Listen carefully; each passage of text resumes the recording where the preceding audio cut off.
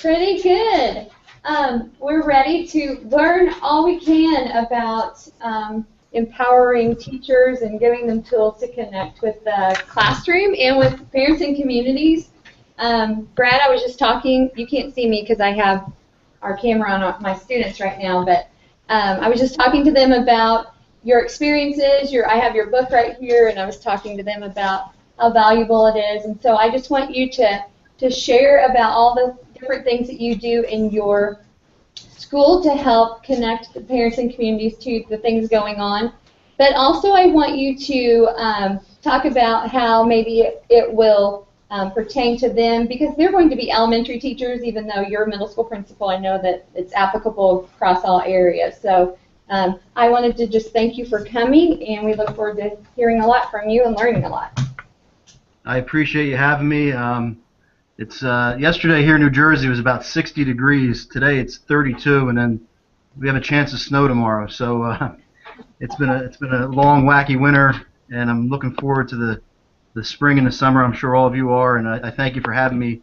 And I hope we can both learn from each other here in the next I don't know, 20 or 30 minutes that we're talking. For those who don't know me, again, I'm Brad Currie. I've been an educator for about 15 years. Started out as a social studies teacher and transitioned to administration in 2009. My wife is an educator, and my son is in 3rd grade. And I'll speak about not particularly his experiences in school, but how some of his teachers have utilized, some of his elementary teachers have utilized social media to connect with parents and stakeholders and tell their story. I think that's the most important aspect of my book, and something I'm very passionate about is telling your story. Whether you're a graduate student or a novice teacher or a professor of education or whoever, I think we continually need to tell our story. And let people know about all the great things that are going on, not only in our buildings, but from a professional standpoint as well. I really believe the more that we share the best practices that we're involved in, it'll end up trickling down to promoting the success of students, and that's what this is all about. That's what my book's about. That's what drives me to do what I do as an educator every day, is to do what's best for kids and promote the success of students. I think if we focus on that, we'll all be better for that in the long run. So it's important to tell your story. And I speak to this, I forget in what chapter of the book that I wrote, but if you utilize a tool, take for example like Twitter. The first hurdle that you need to get over is well, there's a couple hurdles. Number one, your own opinions of social media. I'm going back to like 2011, and I attended a workshop on how to utilize social media for educators, and I went in kind of like laughing at it, like what could I possibly learn in this workshop? And the presenter was Eric Schenninger, who now is a pretty good friend of mine. And it's funny because he changed my mind about how we can utilize tools like Twitter to better ourselves as educators and to tell our story. What's going on in our classrooms, what's going on in our schools, what's going on in our district. That's pretty powerful. So fast forward to 2015, I'm doing the same sorts of things, and so that's the first hurdle you need to get over. Is there feedback there or no? I'm getting feedback here. No, there's not here. I was just fixing it to where you would be up there all the time. Maybe I did something that messed up your end too. Just as long as you guys don't have feedback, I can deal with my feedback. Okay, yeah, we're good. It's fine here. Okay, thank you. So you need to get over that hurdle, and I think another obstacle is, and I think it starts in the colleges and universities, is that it's okay to use social media in a positive way. I think that's an important thing that pre-service teachers need to understand, and that professors need to understand. And it looks like you're in pretty good hands there with Professor Fox. And so that's another hurdle. The next hurdle is once you are in a school, you need to make sure that your administration and your Board of Education is behind you with utilizing social media, not only to tell your story, but to use it for learning purposes and to use it for professional development purposes. And if you're in a school that doesn't support that, especially in 2015, then I think you may want to think about where you are, what school you're in, if that's the place you need to be. Because if they're not supporting that, then you have to kind of question how innovative is that school or that district. So those are some of the obstacles that you need to get over when thinking about making social media a part of your life. And it doesn't have to be Twitter, Pinterest, Facebook, even Instagram. There's a great hashtag, Teachers Follow Teachers, that you can use not only to tell your story through images of your classroom, what have you, but also to gather ideas that you can bring back with you and use in your classroom. So, looking at my son and looking at my, putting myself in the role of a parent. My son is a third grader, and it seems like most of you are going to be in the elementary realm there. This year, I was excited to learn that my son's teacher tweets almost daily, and I was ecstatic. And I actually wrote a blog post about it back in the fall, titled "The Tweet That Changed the Dinner Conversation." So you talk about telling your story. Typically, when you go home, and you guys aren't far removed from going home at the end of high school. Going home, having dinner with your family.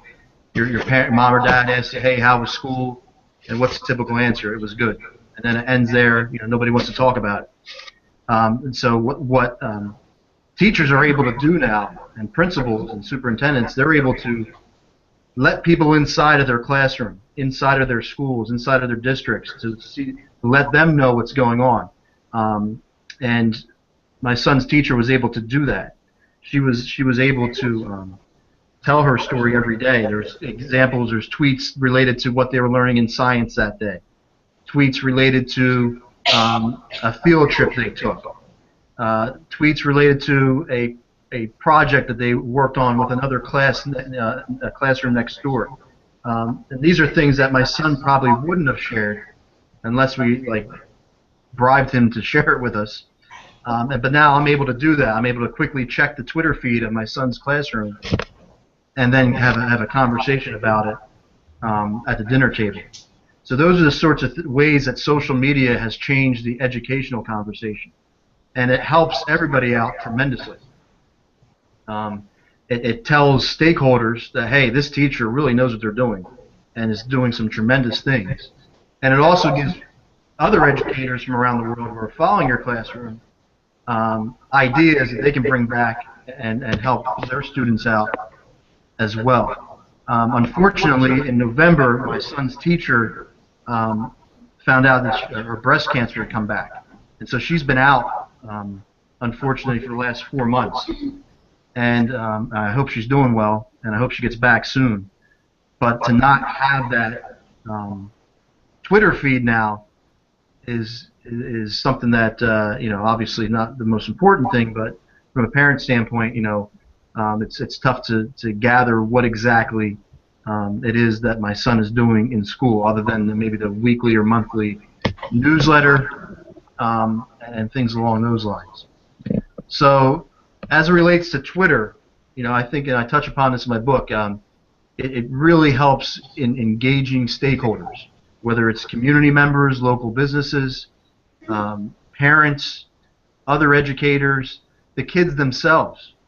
If you can model how to use social media appropriately, that's a big deal in today's world, whether you're using Instagram, even a thing like Snapchat.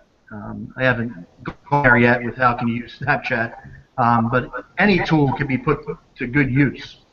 And I think it's, you know, a definite responsibility of educators in this day and age to have that skill set. And so, try to take a chance, take a risk. You know, it all goes back to risk taking. Sometimes it'll work, sometimes it won't.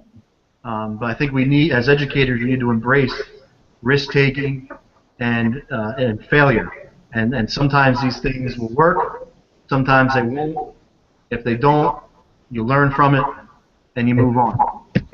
And I think that's incredibly important. And the kids will see this. They'll say, "Oh, wow, look, Mr. or Mrs. So-and-so's using Twitter or doing this with social media. You know, what a positive," and then they'll try to do something positive as well. So that's one aspect of my book that I'm pretty passionate about. That I present on all over the place, and I think it's pretty neat. Do you have any questions related to that? I have a question. Can you tell us a specific instance or what you tell parents if they have a negative response to a teacher using Twitter or some other social media? How do you communicate the positive aspect of it? Yeah, so first of all, again, when you enter an educational institution, there are policies that you need to follow. And so if your district does not have a policy related to social media, then you could take it one or two ways. That, all right, they don't have a policy, so I can use it, or we don't have a policy, so I can't. So I mean, it depends how much of a risk you want to take. But most districts now are starting to have that policy, and it kind of ties in with the photo release policy that most districts have. We kind of combined the two. So if we tweet out a picture of a child in a learning experience, there's only like 10 kids out of our 500 in our building that can't have their picture released, and so we know those kids, so we stay away from them. Or we take pictures of learning situations where we're not showing the students' faces. And I really haven't had much pushback. If anything, I've had parents, they contact me on a weekly basis, saying, "Hey, thanks for putting this out on Facebook," or "Hey, can you post this on Twitter?" And those sorts of things. And so it's been a real positive experience. We've held parent tech nights where we explain the process to them. And I have no problem having a conversation, but we really haven't had much pushback. I've been doing it for 3 years now, and it's been pretty powerful, and it's just a part of our culture. Does anybody All right, else? so that's like the social media aspect. You can apply what I just talked about related to Twitter to anything. And I know many of us are big Pinterest fans. It's another great way to tell your school story. For example, we had a news station come into our school yesterday to do a story on a robot that we have in school that is being controlled by a student, one of our students who's battling cancer right now at home.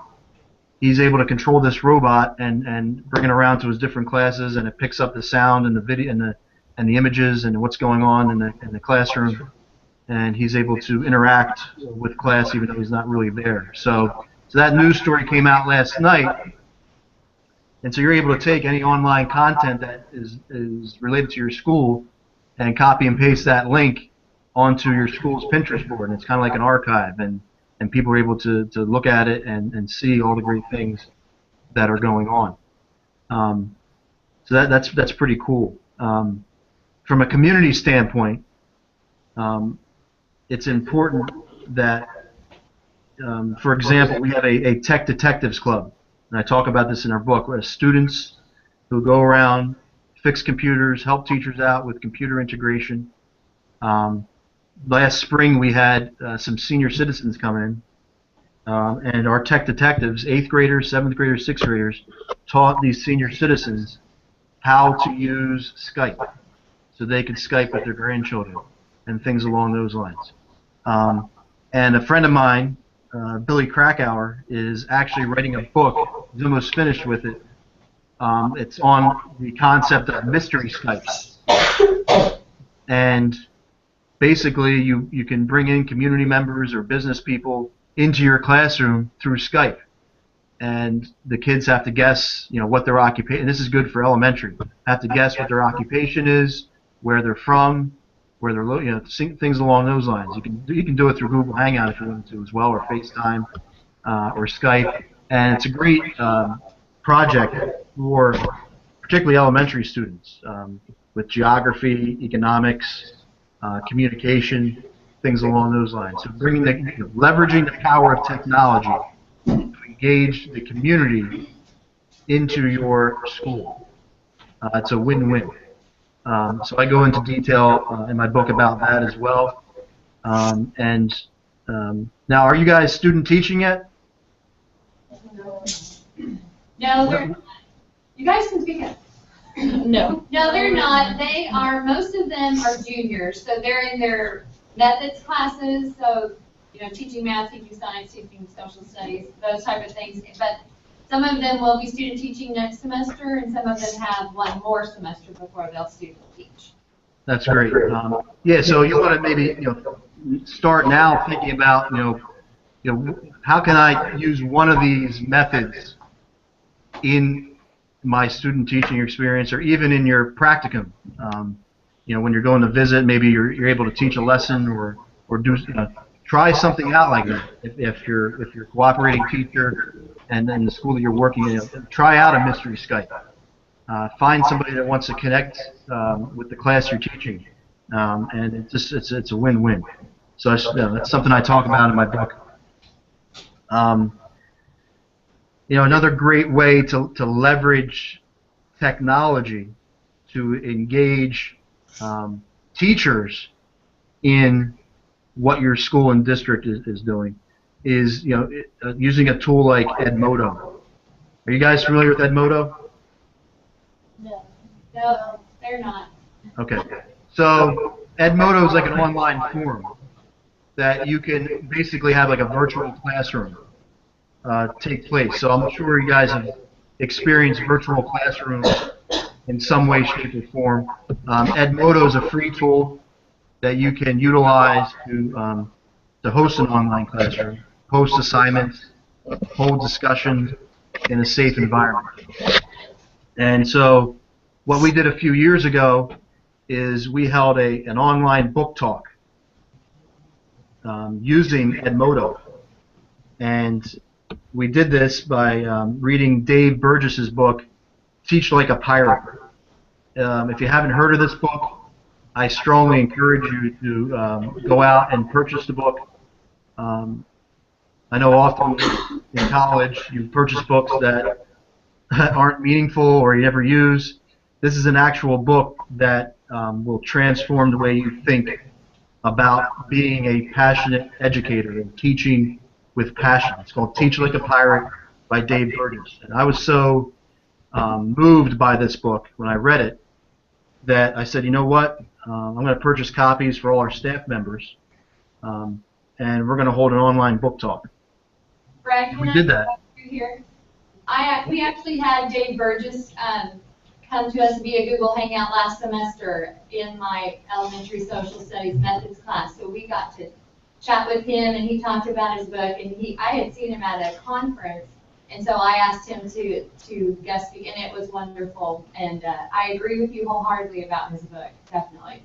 Yeah, so it's tremendous. So it's very so we were able to hold an online discussion, and that's powerful, using technology to give, because if we held this book talk in person, and you guys know this, sometimes certain people's voices overrun the conversation, and other people aren't able to get anything in edgewise.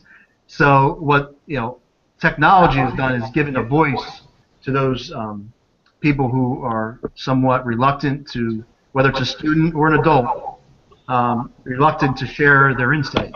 And so technology is, and then with this Edmodo book talk, we were able to do that. And then sure enough, about 6 months later, we had Dave in to present in our school district. And during the actual online discussion, which took probably about 2 months for us to have the whole thing, he was actually involved in it as well. So to have that author share his insight, it's pretty powerful. And you can take that same, and I did this for a number of reasons, this particular online book talk. One, to model how you can use a free online tool to possibly mix it up a little bit in your own classroom, all right? But then also to show them the power of what we call expanding your personal learning network, your PLN, or your professional learning network, which is incredibly important. So it was pretty powerful to use that tool. So that's something you want to think about as well. What free tools can I use to mix things up, to help students learn, help teachers teach?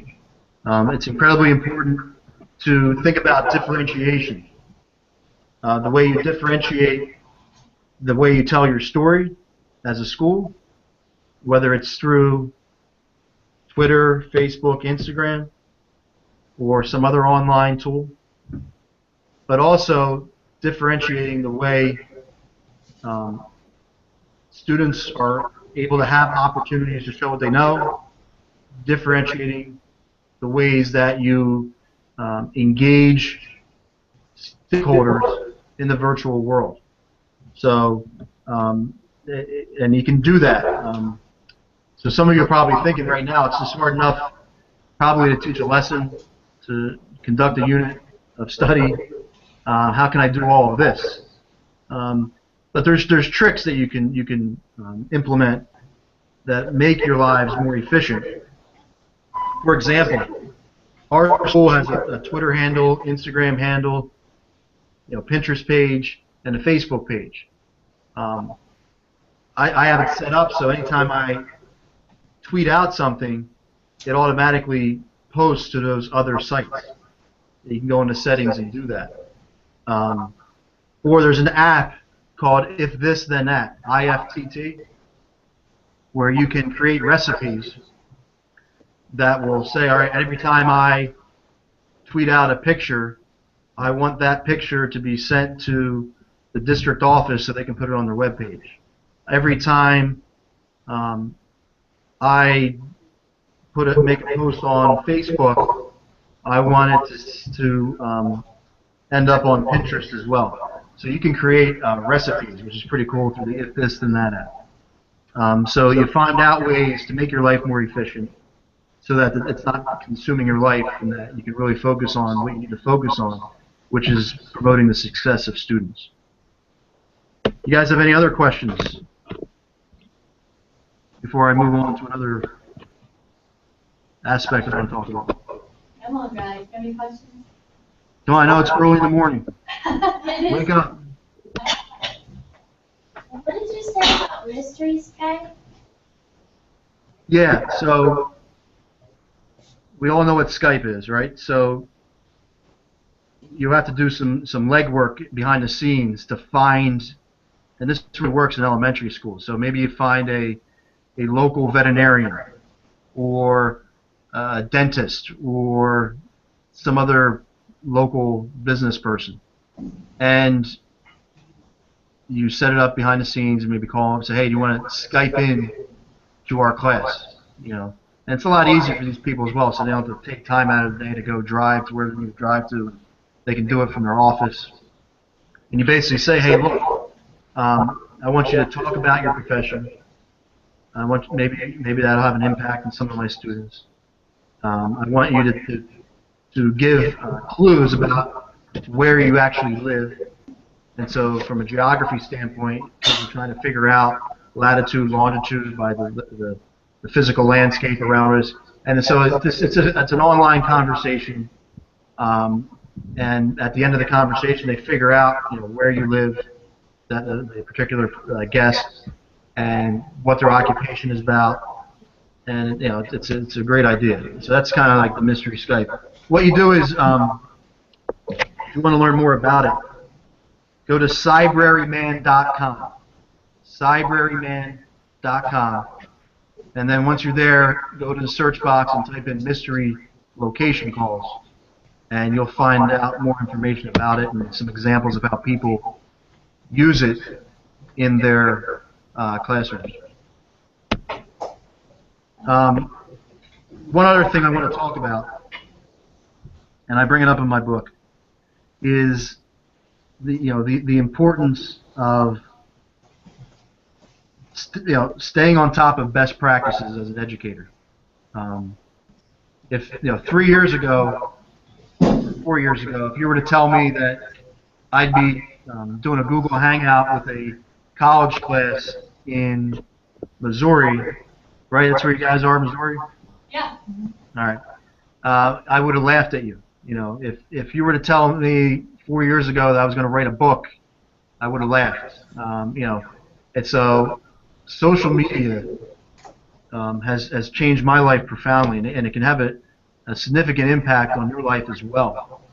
And I hope I can change one mind in your class today about the power. And I see it all the time. I see pre-service teachers understanding the importance of social media, and if you want to make your lives a lot, I wish I had social media 15 years ago when I was a pre-service teacher. 15 years ago, the resources were limited in terms of what we could do.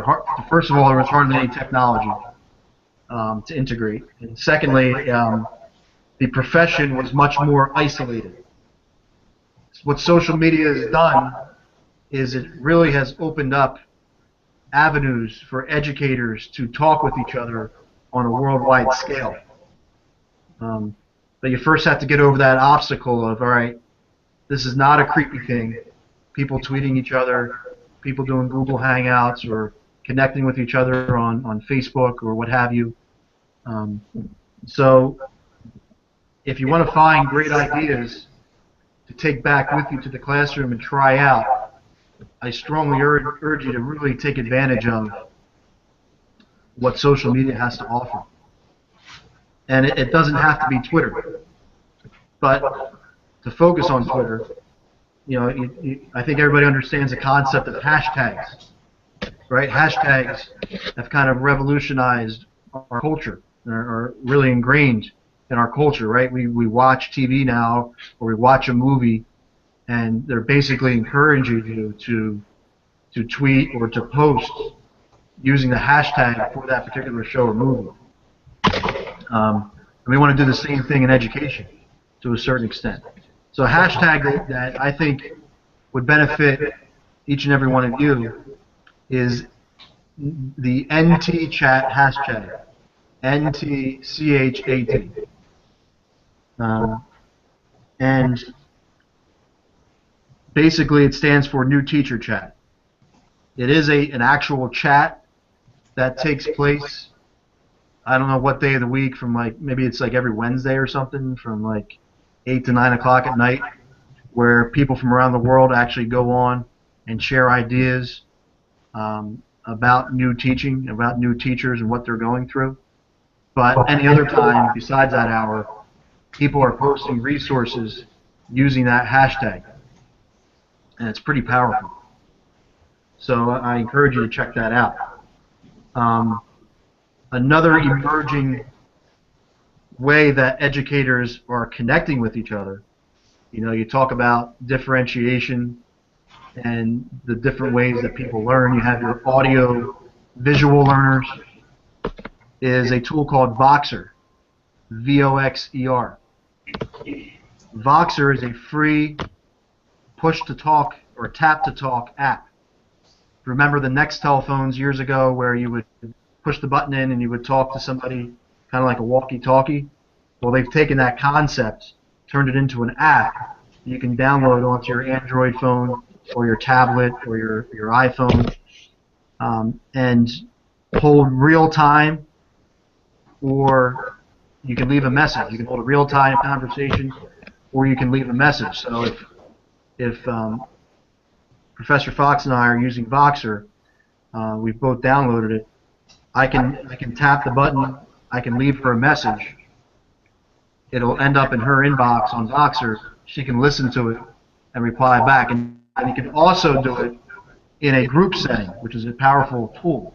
So now educators have understood the power that this tool Voxer has, and now have created groups, either on book studies, maybe about a given topic. For example, here in New Jersey, we have, I don't know if this is happening in Missouri or not, we are involved in PARCC testing, P-A-R-C-C. It's a new online test that kids have to take to show their proficiency in what they're learning, particularly with language arts and math, which is a huge shift because for years we've taken the pen or the pencil and paper test.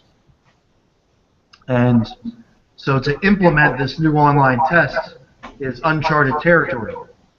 So educators from around the state of New Jersey have come together on this Voxer app, have created a group, and many of the people in New Jersey, this is all on volunteer basis, have been sharing tips and tricks on how to implement this test successfully.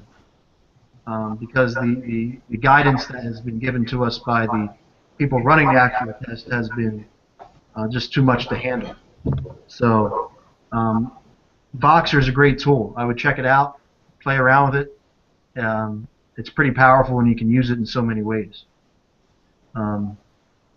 So yeah, I can go on and on all day about different tools and tricks of the trade and things, but I think, as pre-service teachers, this is one of the most, I think, exciting times to be in education, but yet one of the most frustrating times due to a variety of reasons that we can discuss at a later date.